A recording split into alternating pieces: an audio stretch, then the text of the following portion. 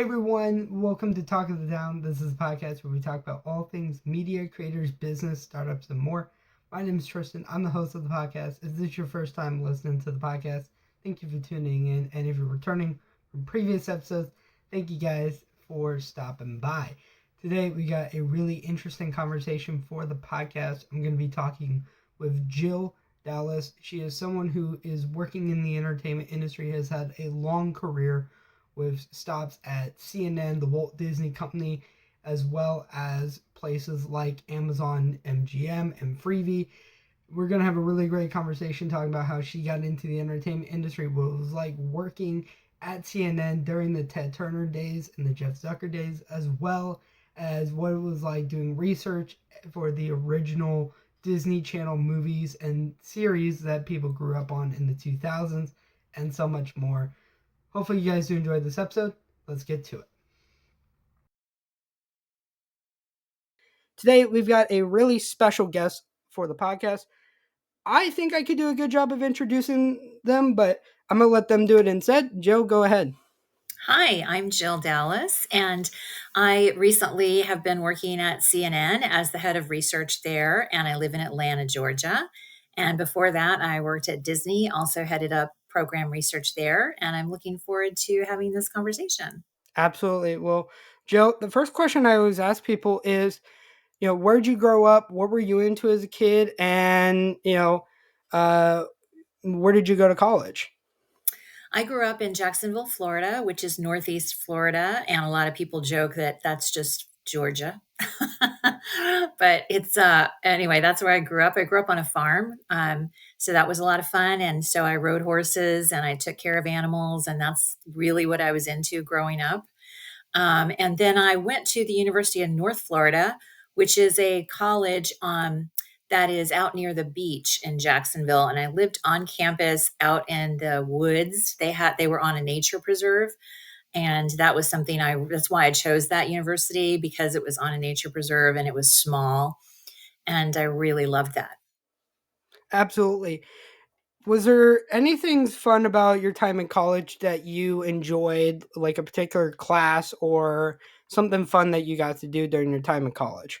Oh, there's so many things, but I majored in mass communications. So the classes and they made us take a lot of literature and English classes, and I really enjoyed all of those classes. Really enjoyed one particular professor there. His name is Satya Pachori, and he taught a lot of English classes, and I just really enjoyed him. And then I also liked being a resident assistant there. I was an RA for a couple of years, and I had a lot of fun doing that and running on the nature trails. Absolutely. I could go So, on. I mean, I think all of us can, of our like early college years and towards the end of things. Um, I always ask this question with everyone that has gone to a university. Do you think that college was worth it for you, and do you think college is still worth it today? Oh, that's a great question. I think it was worth it for me because I learned so much about myself, because I think those years between like 18 and 22, for me, those were my years that I went. I know some people are taking breaks and stuff before they go, but I think I learned a lot about myself, but I also learned some of the basic things that are good to know just living in the world. Like basically, I wish high school teaches you some of that, but there's some things that are just part of our zeitgeist, our culture, that you need to know. Like, you need to know about the Constitution. You need to understand some basic history, and some basic literature. I learned some Shakespeare in high school, but more of it in college, because those are things that we refer to all the time in the world. And so if you don't know those things that are touch points, things that are brought up, even TV shows we watch now and movies, a lot of them come based on some, ancient or old literature, right? Or and you kind of need to understand those things to make yourself a well-rounded person. You can learn that not going to college, but you just have to make sure that you do it, you know. And I know that I don't know if I would have done it on my own. You know, some people, and Tristan, I think just a little bit I've talked to you, I think you might be one of those people, like you'll go and learn on your own. You know, you won't have to go take a class. But for me, it was good to be kind of forced into taking, and I loved them. I actually got in this history, I minored in history, and I love the classes. But I always thought when I was in college, I thought, you know, when I'm older, and I don't have to work, I'm going to go back and I'm going to take tons more history classes and I'm just going to audit them all, because I didn't want to worry about the test. I remember sitting there loving listening to the lectures, but thinking, why do I have to worry about what's going to be on the test? You know? Um, so, but I think as far as is it worth it now, here's the thing, it costs so much more now than when I went to school. um, it's really hard for me to believe how much it costs people to go to school Yeah. now. And that is kind of worrisome. I don't know what's going to happen to our young people because how can they afford it really, you know? Hopefully a lot of people have had some parents that have planned ahead, but a lot haven't, you know, or just couldn't, you know. I think it's worth it. I do. It's just when you talk about worth it and you think about the cost, it does make me think, I don't know, is it worth hundreds of thousands of dollars? I don't know because that's a tough one to answer. Yeah, And like especially when you can learn on your own a lot of things. yeah, like one of the things that I always appreciated, being close to a public university campus in the University of Nebraska is like when I was in community college and even when I dropped out, both the amount of times that I have is like I could still walk onto that campus. I could still go eat at the food court, sit in the a table. That's true. Nobody bothered me. I could probably go to the library. Nobody would bother me. That's true. And like for me, I think at the same time, like um it's like it's fun, and I think each college has their own like specific thing that I think makes them great. Um so I'm still in this like realm where I'm like I think, college can be great, but then I also have to remember like on the business side of things, Bill Gates dropped out of college, Zuckerberg dropped out of college, Jobs did the same, Larry Ellison did, the same. Um I could be wrong, but I think like Elon Musk even dropped out of a Hmm. college at one point. So it's one of those things where I look at like, can you go off and do one of your things on your own? And then even the thing of like, okay, if you were good enough to like get like a good GPA, good ACT score, it's like college will always be there. Oh, yeah. Opportunities might not. Oh, yeah. I think you're totally right. And I was going to ask, it's funny, I was going to ask the same question to you because I'm curious about your opinion. Do you think college is worth it? My opinion is like it depends on the field. Like if you're going to be like a nurse, a doctor, a lawyer, a scientist, like absolutely, you need that like credibility and that like validation and like that research, uh, assignments in order to do that. Um, I joke all the time that with people, it's like you can't just mic ross your way until legal work. I wish it could be that way.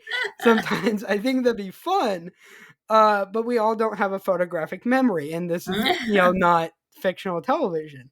Um, I think on like the business side of things and the history side of things, like business again, it's like one of those things where it's like if you want to work in finance, yeah, probably need a degree, but at the same time there's so many people who I know that either took breaks or like me dropped out because I had great advice of like if you think you can go off and do something on your own and you don't need academics right now, do it. um I think to bring up something you mentioned about with like cost of college is like I remember looking at the difference between like a private nonprofit and a public university last year, and I was going to do online, and like the thing I told someone, I'm like, it's roughly about the same. in terms of Mm, the cost. It's when you add on like the room and board and like the experience of, all these other things that it racks up, and it yeah. like it becomes so mystifying. So I've always been very thankful to like my family is financially supportive, where we have a good like yin and yang of like, you pay for things, we'll reimburse it. Once you get to a 4 year, like you're old enough where you could probably get tuition free. Yeah. And I'm like, cool. So I I'm think very that's fortunate where like I'm in that like box of like, I've worked hard, but I also knew like, hey, family's got me covered in some aspects. that's so Um, good. And I think that I think your point is so important about entrepreneurs. So as you mentioned, Bill Gates and Steve Jobs, and I think that I think that if you have an idea and you really believe in it and you have this entrepreneurial spirit, you should probably go for it. You meaning anyone, because I think you need to follow that passion when you've got it, and when you have the time and the youth to go and do it. And like you said, college or learning, you're going to learn. If you're an entrepreneur, you're going to learn a ton anyway, yeah, but college and whatever those other things you'd like to learn from college will always be there for you. And I don't think it should hold you back. Whereas in my generation, it was always, and my parents, I think their generation, I think it was always go get your college degree and then do whatever you want. I yeah, don't care if you want to go be a dancer or you want to go whatever, but get your degree as your backup. yeah. Whereas now, I don't think that's the same thinking. And I think that's probably a healthy change. I think one of the like interesting things that I saw recently in like events in like the creator and entertainment space was there was this story about how this like guy and a group of his friends put together this indie film. They put it in a bunch of small film festivals, never got like any attention on it, or it got rejected by a bunch of film festivals. So he's like, okay, let me put this on YouTube. It got like massively big on YouTube. Somebody reached out and was like, "Hey, I'd love to help like produce this." And then they got Sony to agree to help like produce and distribute it. And then they got Sony put like this big like renowned writer for the film. And I'm like, and the thing like in the guy's initial pitch to this like film creator was like, will you drop out of Harvard if I'm able to help you get this done? And the guy's like, I was already like looking for a reason to drop out of Harvard, so like, yes, let's do this. And I'm like, I'm like, okay, this guy was planning on dropping out, got the opportunity to drop out, and now gets to like make a film with Sony backing it. And I think that's like a really cool thing as well. From It is cool, and I've heard stories like that, and I think that's wonderful. I think people should. I mean, it's about following your passion, and then eventually, you may make money at it. You may make a lot of money, but even if you don't, if you're loving what you're doing, it's worth it.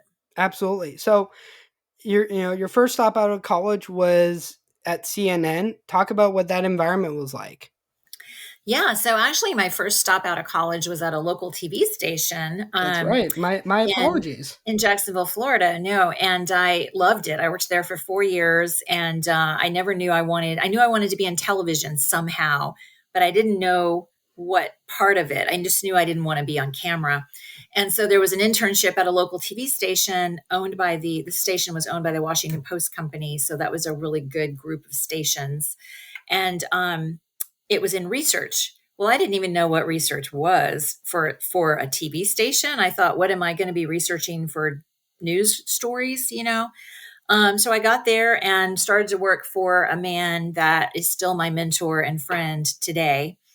And he taught me literally how to be a good leader, and even a better person. Like he's one of the best people I've ever met. But he taught me research, which is basically market and audience research. And I interned with him, and then he hired me, and I was there for 4 years. And then I got divorced. I had gotten married and divorced young. And right after my divorce, I wanted to get the hell out of Jacksonville. So I targeted going to Atlanta or going to CNN, and that's where CNN was in Atlanta. So I did sort of my Mary Tyler Moore moment and said, I'm taking off. Absolutely. You know, I've always loved the sort of origin story that people have, because I think it speaks a lot to who they inevitably become. And you mentioned that, having a great mentor that you're still in contact with today. What are some of the lessons that you learned and advice you took from him of how to be both a great leader and a great person? Oh my gosh, he's such an amazing person. He taught me how to be patient, and respect people. I mean, I was always pretty respectful, but he treated me, even though I was only, I don't know how old I was when I started intern, 20 or 21 maybe. He treated me like I was just as important as the general manager of the station. So respect everyone, no matter their level or who they are. Treat them like they're super important. And he told me one time, which, I mean, it sounds like nothing now, but to me it was. He said, "Look, Jill, you're going to have to go to the dentist, or you're going to have to go do an errand, during the day. And I'm fine with that. You just, let me know when you're back or whatever." And he said, "You're a professional, and I know you'll be professional."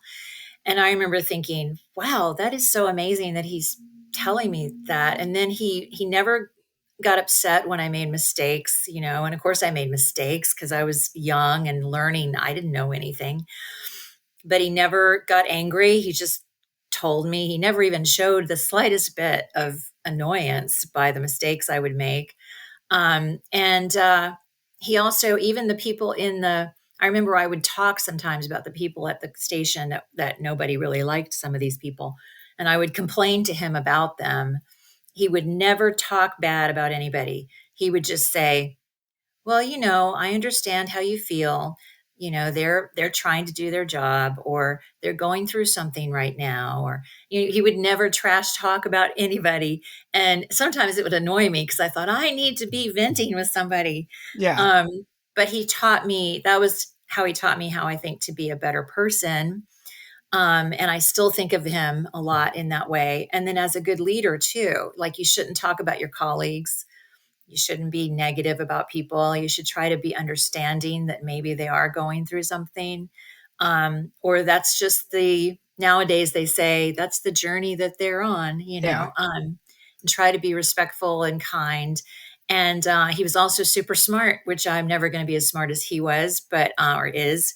But he taught me to be very careful about details, and in research, source everything. Whereas when I got to work at other places, I found all these documents that weren't sourced. And I was like, he taught me everything's got to be sourced. So now it kind of I feel a little bit nervous and anxious if something's not sourced. absolutely. I think there's a lot of great things in there that you highlighted that makes both a great leader and a great person. I think, my observation is people like that who are very like understanding, very sympathetic to not just like the work environment, but also like, hey, we're also human beings. I think that Yes. prepares people for like all sorts of environments, like whether you work in like New York at a financial firm, whether you work in entertainment, which is extremely cutthroat, Yeah. and so I think like that, is something I've always appreciated in people. I think myself as someone who's built, different projects here and there, that's the number one thing I've always like taken is like you can be a leader, but you lose the personality in you at the same time if you like don't balance it. I've had times where people are like, "Hey, I'm going to take a break." I'm like, "Take a break." You know, I understand school, life, work, everything comes first before the passion of doing something. Yeah. Um, and I think that also creates like a better environment for people to like thrive and again be able to make mistakes without thinking like, oh god, I screwed up and now I'm going to be, stuck pushing papers for the rest of my Mhm, life. mhm. Somebody I talked to earlier today, he, I think, shared very similar sentiments of like, people who make mistakes are going to make mistakes, and it's okay to be your worst critic at sometimes, but also give yourself a break. Yeah. Yeah. So one of the Yeah. highlights, of when you worked at CNN from when we talked was you got to be in the presence of industry greats like Jeff Zucker and Ted Turner. What was that experience like? Well, Jeff, I'll start with Jeff because he's the most recent of those that you mentioned. And I have only good things to say about my time working with him and for him. Um, he was really kind to me. He was really, he has a ball of energy. He used to say, and he would say whenever he was interviewed, that just coming to work was his vacation. Like he loved it so much, and you could feel it. You could feel it in his energy of how much he loved his job. He always wanted to work at CNN. At least that's the story he tells, and I believe him, because even when he was heading NBC, he said earlier in his career he had interviewed at CNN a couple of times and he wasn't able to. One of the times he said he interviewed, he was on his way to interview again at CNN to be president, and he got the call from his doctor that he had colon cancer. And so I don't know if that's the reason that he didn't take the job or he wasn't offered or whatever, but I remember him telling that story. And he tells those stories about his life when, he had cancer twice. And he talked about making mistakes too, like when he was at NBC. He talks about how he made a mistake there with the late night talk shows situation and everything that happened there. Um, and he had no problem just bringing it up on his own that, well, that was my mistake. I've made a lot of mistakes. But I think he was of the philosophy of what we've heard a lot from leaders that are good leaders, that you have to make mistakes or you're never going to get anywhere. like people are going to make mistakes, and the higher up the ladder you are, the more those mistakes affect other people. So that is something that you have to be careful about, because there are whole human lives that you're affecting by your mistakes. um, but anyway, I'd been working. He had been working there at CNN about a year and a half, and I had been there for 4 years because I was there before he came, and we had a bunch of layoffs. And my whole team, more than half of my team was laid off. And he called me that afternoon when we had to tell everyone. And I was a vice president, but that's relatively low level compared to him. But he called me in my office and he said, "Jill, I'm just really sorry about everything." And there lots of other people had layoffs in their teams, but he said, "I'm just really sorry. I know this is a hard thing to go through. And I understand how you might be feeling. And I just wanted to reach out to you." And I thought, wow, I can't believe he's calling me. And I'm sure he called the other VPs too that lost people, but it was very heartfelt. It seemed very genuine to me. And that just right away made me respect him a lot, as being a good person. Now, of course, he was hard driving, and I've heard all the stories of him losing his temper and being angry in the back room. He kind of micromanaged the producers, from what I understand. I did never see it, but I know that I've heard that he did. But they all loved him. I mean, every producer, when he left, read about them online and in articles saying how much they missed him, because he loved it so much that he would be in the back room when we would have, presidential debates. He was always in the back, the back room with the producers, and helping basically to produce that debate. He was always there, and he walked all over the floors at CNN, both in Atlanta and in New York, and he was always seen by everybody all the time. And he would chat. Like I'd walk by his office and he'd say, "Hey, Jill, come here a minute," and say something to me or ask me a question.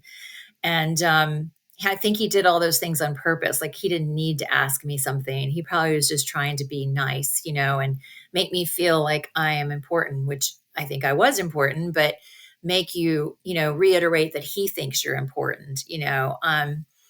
And in the middle of, he would have a couple of times a year, he would have a really big meeting with all of the VPs and above, and it would be like a couple of days long. And he would want to have research points. He was really into research.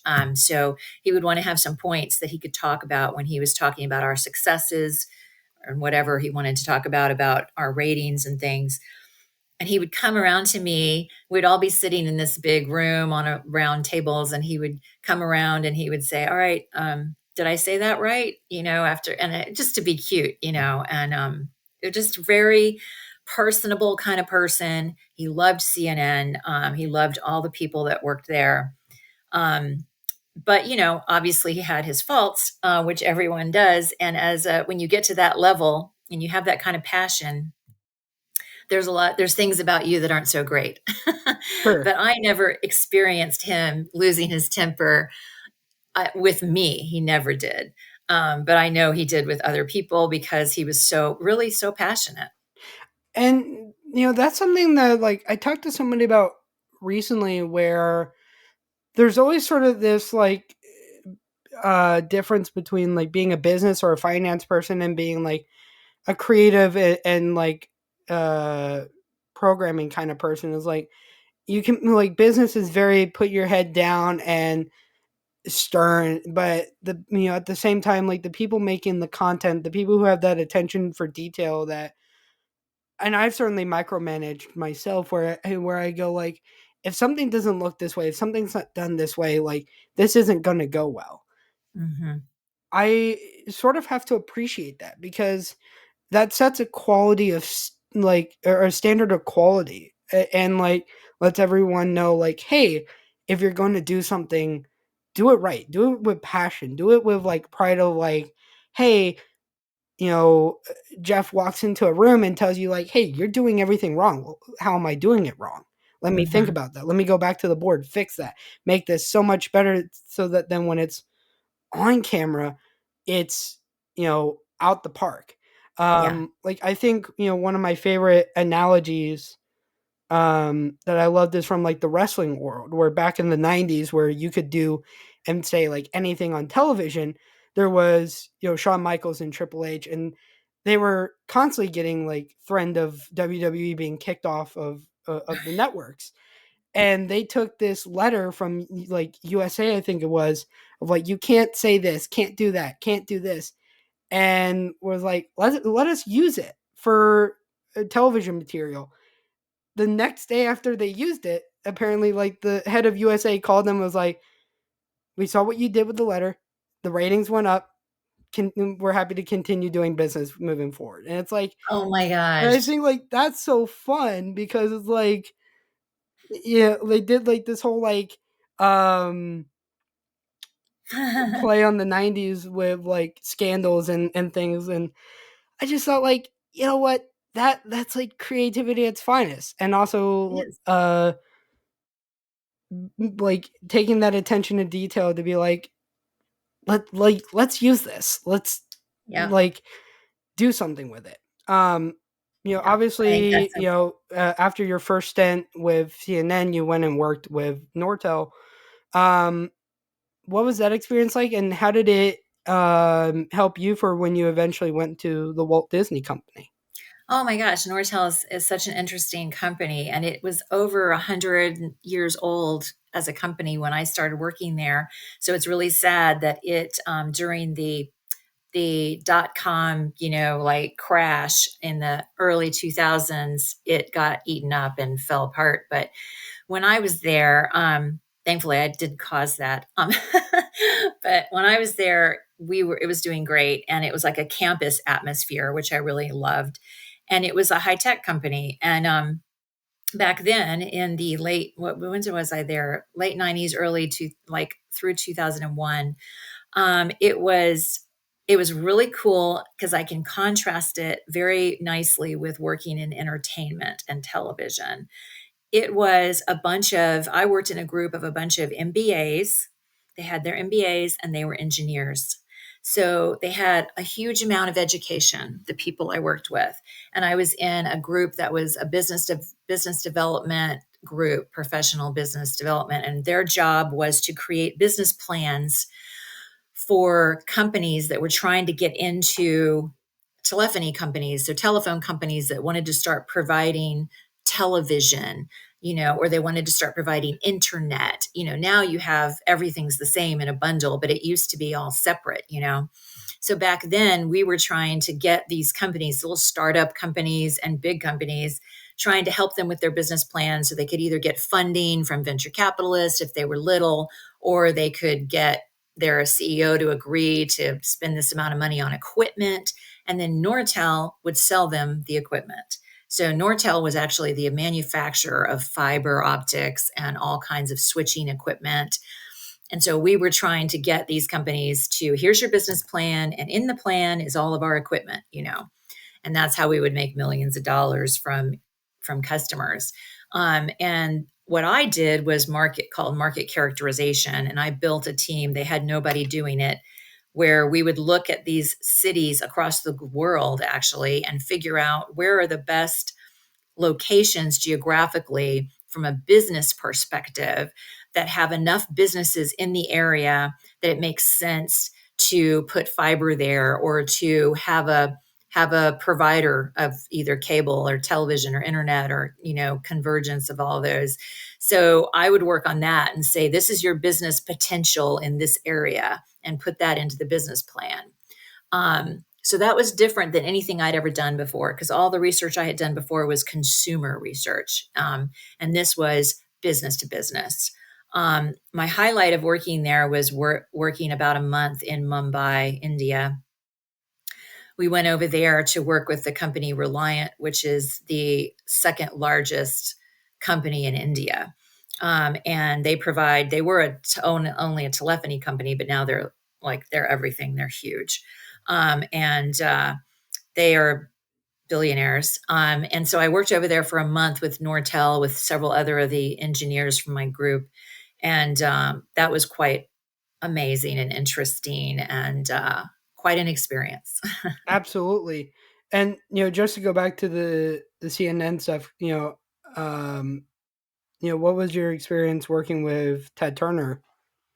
Oh, with Ted Turner, I never worked directly with, but he was in the hallways. He would always walk around a lot, and I would see him on the elevators. He would always talk to people, and so on a personal level, he was very friendly.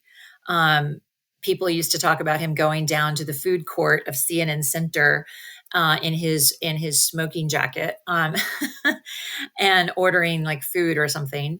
But I remember most of my encounters with him were like in a meeting here and there. And he was, I thought, very bombastic, but still kind of friendly and warm, and had a great sense of humor. I remember seeing him on the elevator, and I had a bowl of steamed broccoli that I had gotten from the cafeteria there. That was my lunch. And he looked at me and he said, "Is that your lunch?" And I said, "Well, yeah." And I was kind of scared and embarrassed, because I thought, oh, he's going to talk about my lunch on the elevator. And he said, "Well, I guess my wife would like that," and that's when he was married to Jane. But he was just such a extrovert that he loved to talk to everybody. And he used to drive, like, you've probably heard these stories, but like he didn't have anybody drive him to work. Like he drove his own car to work, and he always bought like a really like a simple car, like a Ford, or way Yeah. back when they had the K car. And like, so he was not very ostentatious with his wealth. He owned the Atlanta Braves, so that was really important to him. And Jane Fonda was in my office one day. That was kind of interesting. I was coming back from lunch, and I saw this woman standing at my desk, and I saw the back of her, and she was looking at my bulletin board. And I just stood there in the doorway for a minute with my food. And I thought, what should I do? Because she was on my phone.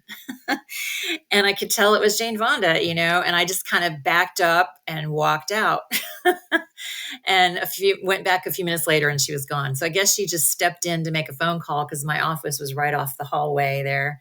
But that was kind of cool.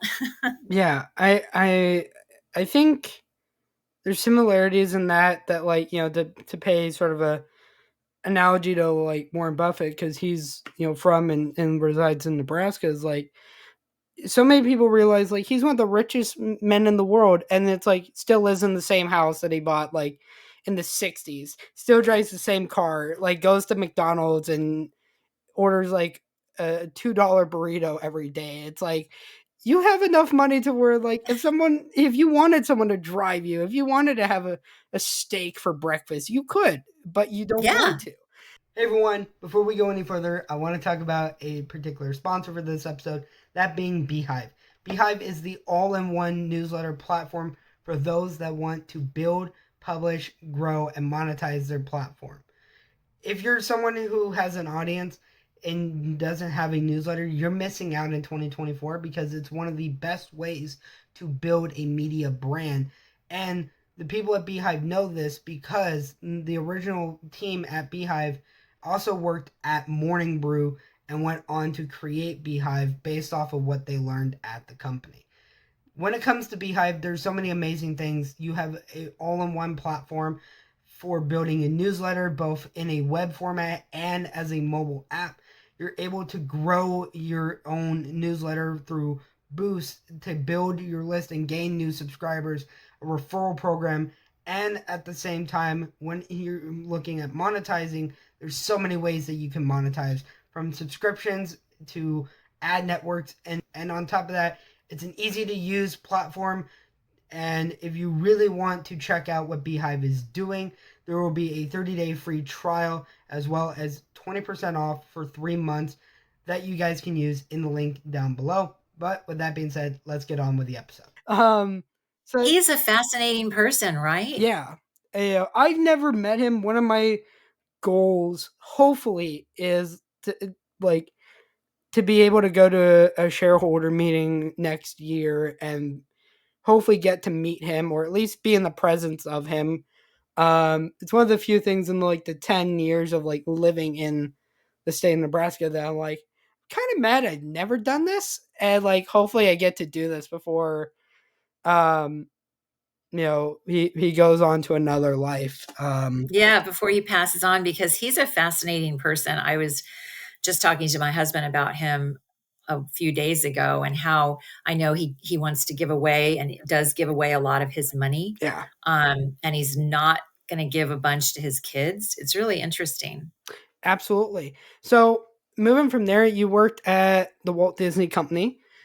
One of my childhood, dreams was to work at Disney. I grew up in part watching Disney. I always used to joke that as a kid who was born in 99 who grew up on television and traveling, I've been to all of the Disney parks besides I want to say Shanghai. I think is the only one I've not been to yet. Hmm. Um That's but cool. also like my childhood for the most part was like 70% Disney, like 30% Nickelodeon. And Yeah.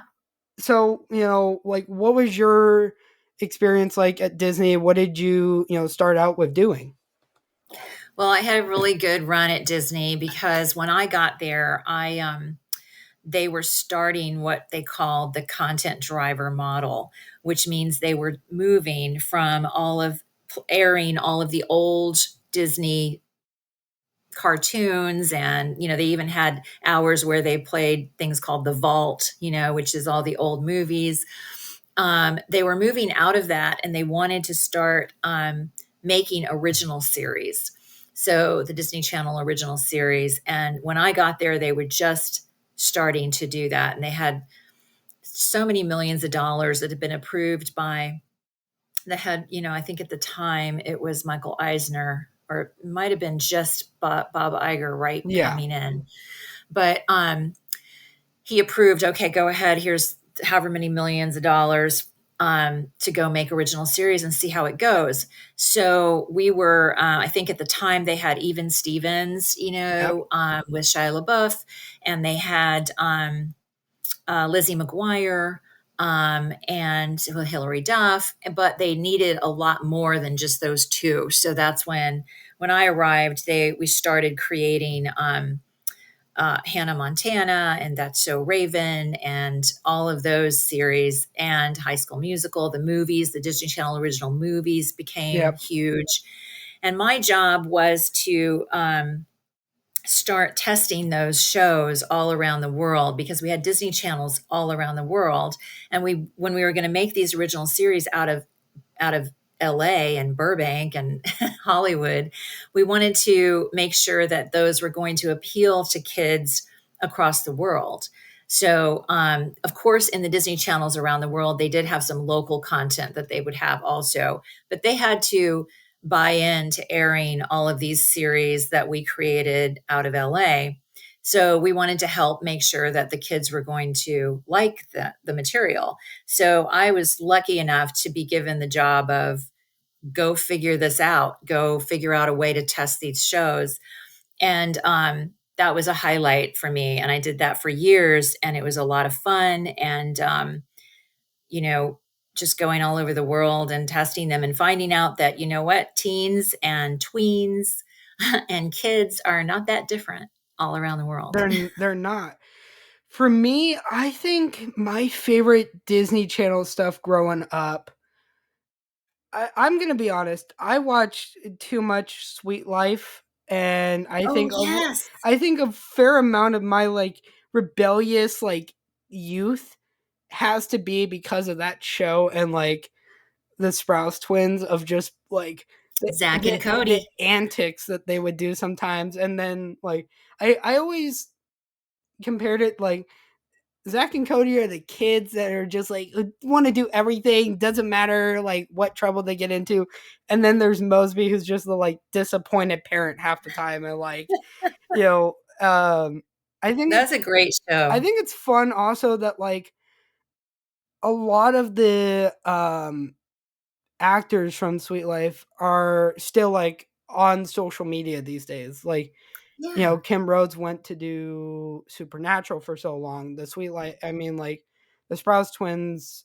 I it's always I think it's still a running joke even with like fans of like, wait, whose career was what and like who did what after the Sweet Life and you know, um, but like one of them got to do Riverdale, which is I Right. still think is going to be forever the like craziest show to ever grace television. Uh, you know, True. but even like Phil Lewis is on social media all the time, and uh, I think that's just like one of those things where even I remember like a year or two ago, someone said like, "Oh, Brenda Song married Macaulay Culkin." I'm like, "Excuse me?" Like, Right? I'm like that seems like just crazy. It Um, does. I think as well, like I remember the Disney Channel original films, like Mhm. Camp Rock for me was a fun period of Ugh, time in my life where I'm like I started actually going to concerts as a kid and like yeah. um now I'm you know I'm old enough to be like you know, hey I'm not ashamed I went to Jonas Brothers and Demi Lovato as a like kid you know um Well, I loved that stuff. Even though I was much older than the target audience, I really loved the music. I thought it was so much fun, and I think it had touched so many kids' lives, that in a positive way, I believe, that I was really proud. I was glad that everywhere I've worked, I've been able to say I'm proud of the content that we put out. so given that statement what was your favorite Disney Channel project you got to have a hand in. Oh gosh, that's good. That's a good question because I really liked them all, but I think probably probably That's So Raven. Because I was really proud of. I think she's really funny, and I think that we showed, we needed to have more representation of the people of the country and, having a show that was led by, you know, um, a woman of color and how amazing she was and all the people on the show. And that's something that I was really proud of. And I got to go watch it being taped several times. And So I think that's one that I really enjoyed. I'm really proud of a lot of the pilots that we did. You know, we tested a lot of pilots that didn't always make it. Um, but I think, of course, High School Musical was. Yeah. I think High School Musical changed the world, the media world so much because it brought back the musical. Um, that's where so many things spun off of that, and kids, boys and girls, started to feel comfortable with singing and dancing, and if they didn't do it themselves, they were comfortable watching it and being in and caring about it and thinking it was fun. And Zac Efron, who's been pretty amazing, that came out of that, of Yeah. course. I think my other favorite, and I'm very happy that Disney plucked it out of the basket of things that have been done in the past with Phineas and Ferb. I think for me, Oh my gosh. I'm so Oh my happy. Like gosh. I remember Dan I love Povenmire Phineas and announced Ferb. that like we're bringing back the show and like it's the original cast and everything, and I'm like, oh my god, yes. Phineas Um, and Ferb is so great. I love it. I think that has to play with a lot of like my entrepreneurial spirit as a kid is just like the infamous words of like, I know what we're gonna do today. um, That show, I can't believe I forgot about that because I did hear about them bringing that back and I thought, "Oh my gosh, I love it." yeah, I tested that. I remember testing that in Atlanta, Georgia. I lived in LA, but we were testing it in Atlanta as a pilot. And I had to ask, I was in the back of a car that I had a driver, and the head of Disney Channel creative programming called me up and he said, "How's it going with this show?" And I don't know why, but I had to get my driver to pull over so I could, and I said, "I got to talk to Gary, who's the head of yeah. programming, creative programming." And we talked for like 20 minutes about Phineas and Ferb. And I was telling him, this is tested better than almost anything animated that we have tested. Here's all the reasons. And so, yeah, it was a big hit. Absolutely. I think it's one of those shows that just like it's been relevant even past like when the show ended. It's like you see all these people on social media who uh are making like platypus memes and like you know like just having like tons of fun around it, and I think that's just the fun of like culture. Like I think there's also, I've always said I'm a 24-year-old trapped in like or I'm a like 16-year-old trapped in like a 24-year-old body. So I'm like, I'm a kid at heart, love everything, just like want the most like fun things out there. So I I think that's certainly I wonderful. look forward to seeing like what they do and like how bonkers the inventions are. Um, I'm looking forward to hearing the infamous yelling of Candace going, "Mom!"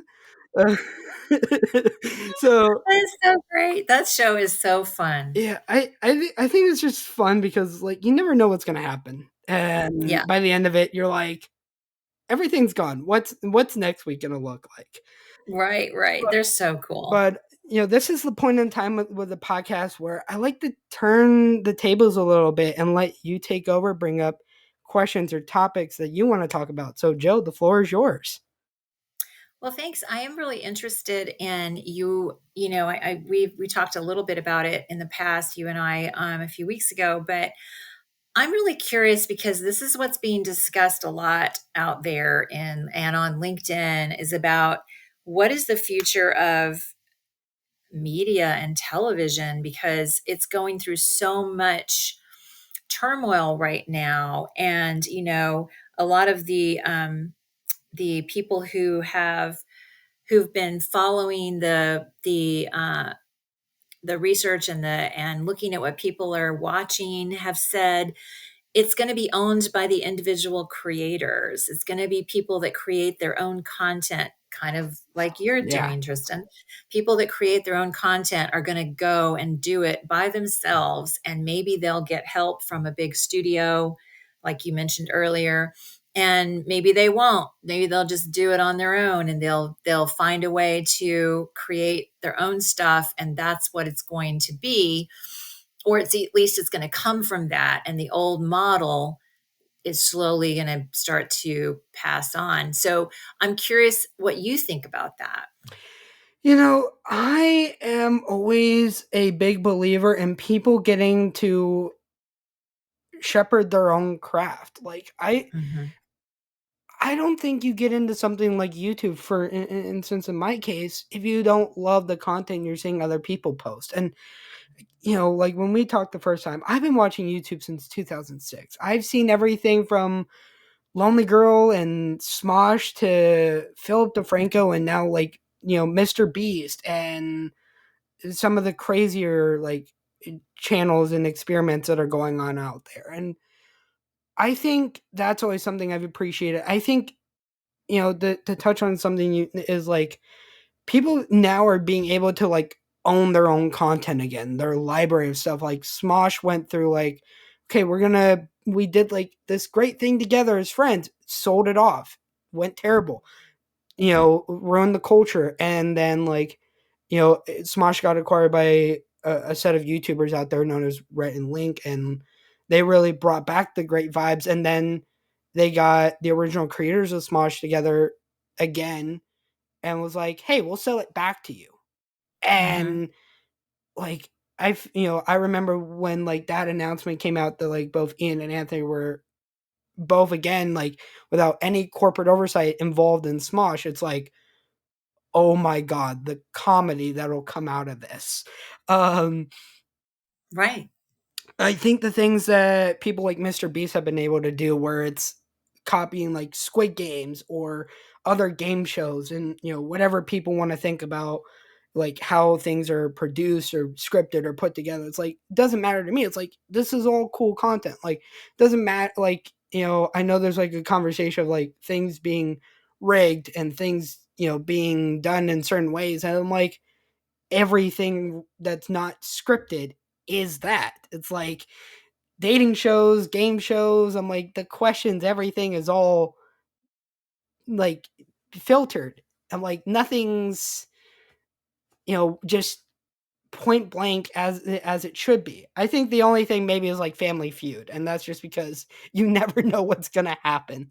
Um, Right, right, right. but I think the digital creator space is in a renaissance where people are not afraid anymore to just make whatever content they want. Um, and also again, like the same thing with TikTok and like Vine before that. It's like how many people got their careers because they did something widely crazy and like Mm-hmm. transcended culture. Like Charlie D'Amelio was someone who nobody knew, was just a dancer in her own light, went on social media, blew up. The Paul brothers Yeah. were amateur wrestlers and found social media and did what they did. I think you know creators who are able to turn things into a business where you have like again like Mr. Beast as a prime example. You have creators like Logan Paul and KSI who have created Prime. They've done so many other interesting things. You see um people create like entire media companies out of what they're doing. um Even to the point where like I remember this one creator named Matt Pat. He was behind like a lot of game theory and food theory kind of content, and his like little catch line was, and that's not just a theory, it's a blank theory. And when he retired, it's like so many people were making like homage to that and like putting it in their own videos where they were talking about him retiring, and then like in their like well wishes to him. And so I think that's something I always appreciate is like there's a personality behind everything. Everything's not like corporatized, and you get to have fun with it. I think there's some things though in traditional entertainment where you see a little bit of that, where like Taylor Sheridan with Yellowstone is like he's like yeah, and I have my thoughts on him not wanting writers, and that's a whole nother thing. But it's like him being like, I know what I want for my series. I don't want anyone else to tell me what to do. I just want to be able to go out there, sit in a cabin, crank out scripts, go to my ranch and film stuff and be proud of Yeah. it. I think that's also something like you have to appreciate, because so many people in entertainment, they don't get the ability to own their creation and then like make their television films the way they, or television shows or films the way they want to. Right. So I Yeah. I feel like streaming did kind of open up, I'm sorry to interrupt you. no, you're Streaming kind fine. of opens up a lot of opportunities like that too.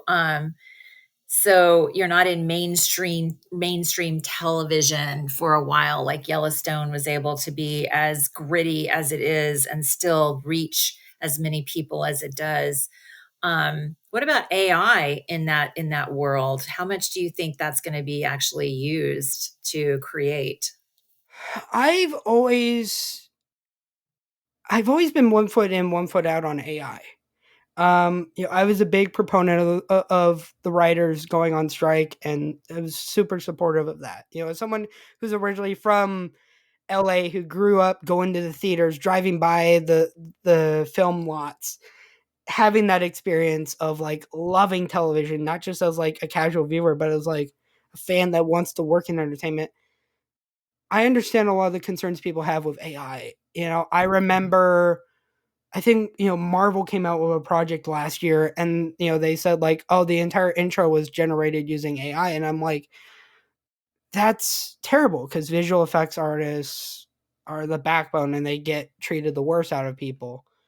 Yeah. And so I was very much like, that's terrible. And then Yeah. also the same thing where you have some shows where um I think AI I think AI just in general, it has both good and bad things. I think on a small scale, if you're using AI, like let's say in a business world, to find like your weaknesses or like the problems you don't know exist, Mhm. that can be a great thing. Maybe it's something with revenue generation or revenue Mhm. optimization. It can be great. I think the Yeah. creativity should just stick to the people itself, the people who are coming up from their first gig as a spec writer or the showrunner is like, I think once you take away, and especially let's like say with animation, it's like if AI taps into animation, that's a dangerous scenario. I I would try going at night as to sleep as an animator, knowing like you could recreate anything you really want as long as you've got really good AI. Mhm. One of my Mhm. favorite bands in the music space, they recently just did a song called Degenerate, and like their whole visualizer before their actual music video was all AI generated images that were degenerating themselves, that they paid like a Oh, bunch of writer or artists to like generate these images. It was a very like wow. ironic thing in that sort of thing. And That so is. that's my stance on AI, is like, I think it's good from a business side of things. It can be great from like a knowledge standpoint, but once you start taking in the creative areas, the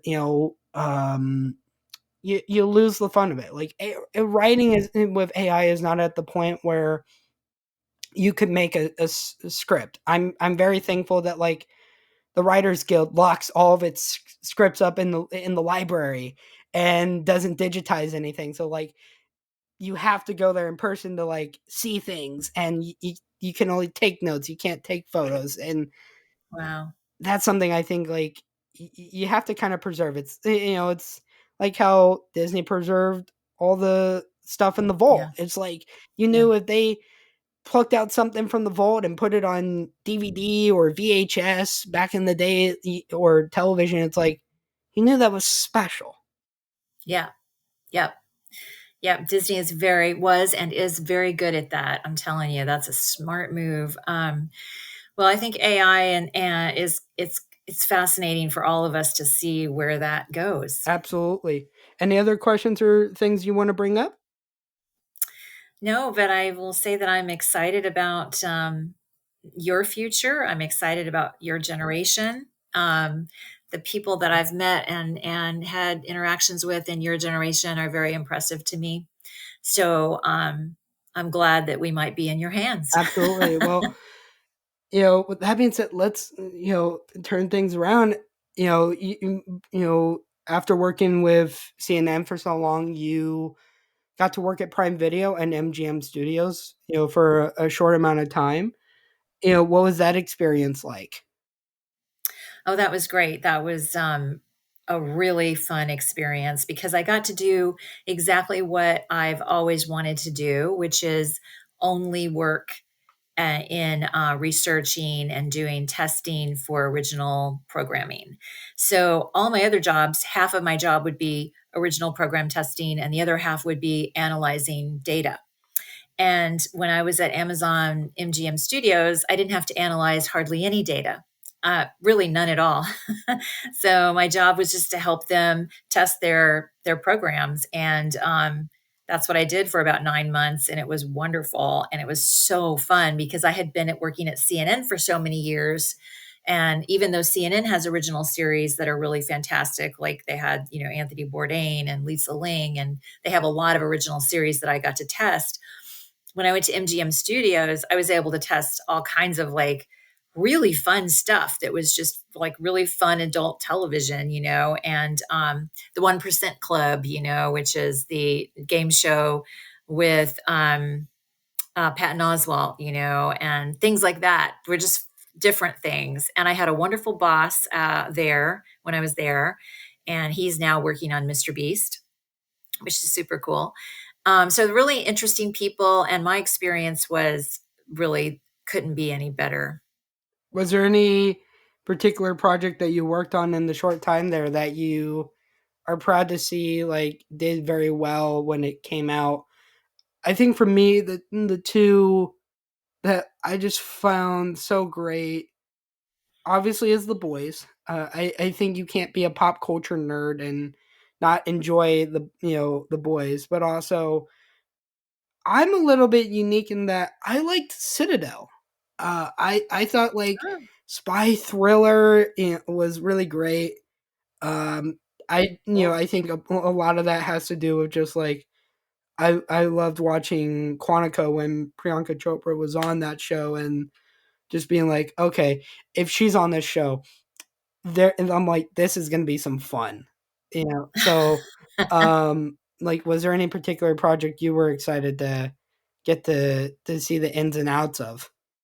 Well, the interesting thing about my time there was that the projects that I worked on, a lot of them have not come out yet because I Ooh, started there in August of 23 and finished in May of 24, so a couple months ago. So a lot of the thing, and we had the writer's strike in the yeah, middle of that. So a lot of the things that I was working on have not actually come to fruition yet. So I don't even think I could talk about for them. sure. But I think the 1% Club with Patton Oswalt was a game show is on now, and that's a lot of fun, and I like that. But there another project I did was just without giving anything away was deep diving into people's and examining people's opinions about families that were like the Duggars. Ooh, So, families that are into these kind of quasi Christian organizations and digging into behind the scenes of what is that really all about and what creates that, so documentaries like that was something that I did a deep dive on and really enjoyed that project because we were talking to just I was doing, we were doing focus groups with, and I was managing that project, and just talking to everyday people about what do you think about that, and are you interested in hearing more about those kinds of, I don't know if we'd call them cults, but kind of strange yeah, practices, and there's a lot of that out there in the world. yeah. And I was actually thinking about it as well as the funny thing is my favorite project that Amazon has come out with in the last few years is actually not even something that's visual. It's actually in the fact that like Audible did a lot of these um audio like they took the elements of a television show with some producers and were like, how can we turn this into like an audio version? Skybound, the creators of The Walking Dead, who, Mhm. as I mentioned in talks that we had prior, is like, I'm happy to be an investor in them. That's so They came cool. out with a show called Impact Winter, which is like post-apocalyptic vampire driven, and it's on So cool. Audible, which for me, I'm Oh, like, wow. that's cool because like Yeah. I can still do like whatever I am doing throughout the day and still like have time to like sit down and listen to like 11 hours worth of a thing. I think that's the other thing I appreciate is like you can make like 11, 12 hours out of like an audio series, whereas like getting someone to sit there and like watch like it feels weird. Like back in the day we used to watch like 22 episode shows. Now we watch like 6 to 10, and like we're I all know. craving for like we need those filler episodes, the like I moments of character know. development. Because you have to wait a year to get another There's some shows season. where they're like, "Oh, we're announcing you right now, but it'll take another 2 years for us to film it." I'm like, "No." I know. Like it's always tough, but I also go like, "Hey, you do you. This will be fun." Um one thing that I think like highlights, both like something we share is a love for pop culture. There's this really great Mhm. quote that someone in entertainment once said, which is pop culture drives or youth culture drives pop culture drives wider culture. And I feel like given your background, you're probably one of the only people who can uniquely give a perspective on that.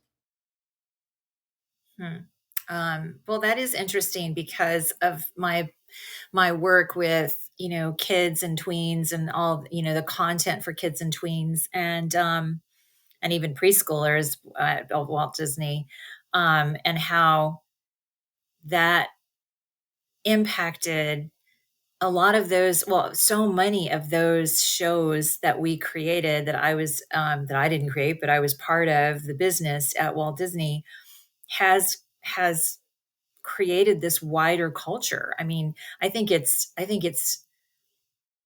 amazing to me how that has happened. And if I never was able to be involved in anything else in television, I would be so happy that I had that experience because I knew it at the time. I even knew it at the time. I thought this is going to make a difference to not just kids, but I mean, those kids are going to grow up Yep. and they're going to have their own kids and they're going to have their own lives and they're going to be creators like you are, Tristan. And this is going to influence them. And so, yeah, I think it influences wider culture. I think it influences wider art, the artistic community of all types of art, visual and audio and everything. So I think it's a very good quote, and I think it's very true. And you can even take it and follow it into politics. Which when I was at CNN, a ton of my work was around politics. Whether like it or not, that is a part of our life. And even that, I think, was partially the people that are in politics now, the younger people, they all grew up on this. They grew up on High School Musical and Phineas and Ferb. And, a lot of those younger people are the ones. And that's when I was saying to you, you're the future, and I hope that what we have, instilled in some of those programs and some of that content has instilled really the most important thing of being kind to each I other. think you can also look at like that being a similar thing, like how it was back then, where like people started with like camp rock and got big and created like their like careers. You've seen it now as well, where like Sabrina Carpenter was an actress on Disney, and then now she's got this like almost Taylor Swift esque a mantra to herself at concerts. You see the Mhm. same thing with Olivia Rodrigo, who came out. She was doing acting obviously before High School Musical, the musical, the series. I'm glad that I didn't butcher that. I've always terrible with that. But like You she shouldn't. became like this like really like phenomenal singer. Mhm, I mhm. think that's something that I appreciate as well about culture and where it's led us to now, where it's like people transcend it in a way where it's like this is fun and cool.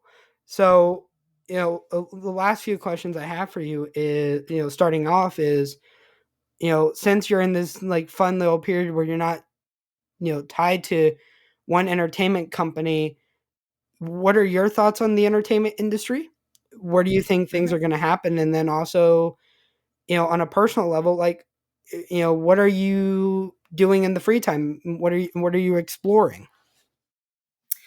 So, as far as the entertainment industry, I think that it's definitely in an inflection point right now, and I think the most important thing and one of the downfalls of these very large corporations, like um, Warner Brothers Discovery and even Disney and those traditional media companies, is that they need to follow the consumer and they need to make everything driven by what consumers want. And I think that they kind of lost their way the last 5 years or so, in maybe definitely the last 3 years, in creating all of these streaming platforms without thinking about how they're going to serve it up to consumers in a way that is delightful and also um, easy to consumers. And now consumers are feeling are kind of, there's a backlash, because consumers are saying, why am I paying for 5, 10 different streaming services? And like you said, I get a series, 1 or 2 series, and I have to wait 2 years to see the next one. And I'm paying all this money. And, that a la carte idea is not really working. So I think that that's going to change very quickly. They're already starting to bundle them, which kind of takes us just back to cable television. But but I think that that's a big deal. I think we have to focus more. I would like for these big companies to focus back more on the creative people, the writers, because they're the ones that make all this amazing content. And right now, writers are being treated, I feel Third world like second. citizens, yeah. Yeah. Yeah, really, really bad. And these big companies right now may not be feeling the pinch from it. They're all losing money, but they may think, oh, we don't need the writers, but they're going to be sorry, because that's where you get these fantastic shows like The Bear and things that really break Yeah. out, like even Breaking Bad and Yellowstone. And these breakout things that are different come from writers, come from brains, and so I think that that's going to change, because it will change. Thankfully, we live in a free country, and we have all of people like yourself that are creating things and just pushing forward. So I think that's important. And for me, I'm enjoying the time because I haven't had any time off for 30 years. So it's nice to have some time off and just enjoy, being with my pets and my husband and reading a lot and working out and exercising and just kind of enjoying with the world. But now I'm starting to really do a lot more of networking and outreaching even more, because I don't know what's going to happen, because I'm still looking for work. But I did just finish a course on moderating. So I would like to be doing some of that freelance, because I really enjoy talking to people, and that's part of the research that I enjoy, is just talking to people and hearing about what they like. And so I hope that I can do a little bit of that freelance while I'm looking for more of a permanent gig. And I'm open to doing all kinds of things, because I'm at a point in my life where I would love to try just about anything. It'd be fun. Absolutely. I think that's a really fun thing, is to be in a position where you can do whatever you want to do Hmm. and Hmm. not have to worry at the end of the day, Hmm. or worry as much. Right. So, Worry is useless. absolutely. So my final question is for the 18-year-olds out there, or let's go younger. Let's even include the teens and tweens, right? For the hypothetical Jill that's out there, what is your advice to that person, and things that you think that they should take away? I think that networking or friendships is is the way I've gotten every job I've ever had. Um, so for me, they say networking, but honestly, for me, it's just been getting to know people, and they've all become people that I respect, admire, friends, and I've learned so much from them. And throughout your entire career, even when you have a job you love, you need to be continuing to keep up those relationships with people that maybe aren't working with you or that you went to college with, but you worked with them in a job 2 jobs ago. Keep in touch with people. It's the most important thing. And you know what? It also is just fun, and it's good for your soul. Absolutely. Well, Joe, I'm thankful to get to chat with you. I love the conversations that we've had. I hope we get to have more of them.